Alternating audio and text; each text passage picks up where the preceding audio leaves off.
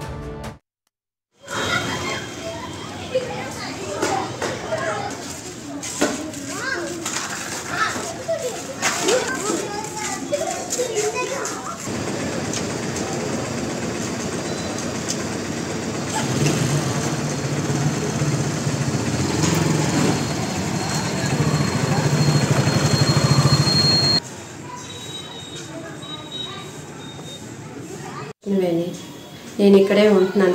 ఇంటికాడ చిన్నప్పటి నుంచి నేను ఇక్కడే పనిచేస్తున్నానండి. మౌలిబాబుకి ఇలాగ కాంతులు అయ్యి అని రాత్రి తెలిసిందండి. తెల్లవారుజామున నేను వచ్చేసరికి వీళ్ళందరూ వైజాగ్ వెళ్ళిపోయారండి అతను తీసుకురావడానికి. చాలా బాధాకరమైన విషయం అండి ఇది. ఆ ముష్టి మందికి అతనికే చంపాలని ఉందా?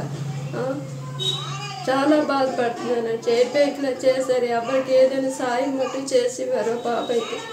ఇప్పటికీ ఆ బ్యాంక్కి వెళ్తే అందరూ మాట్లాడతారు, చాలా మంచి అతను వైజాగ్ ట్రాన్స్ఫర్ అయిపోయి వెళ్ళిపోయారని.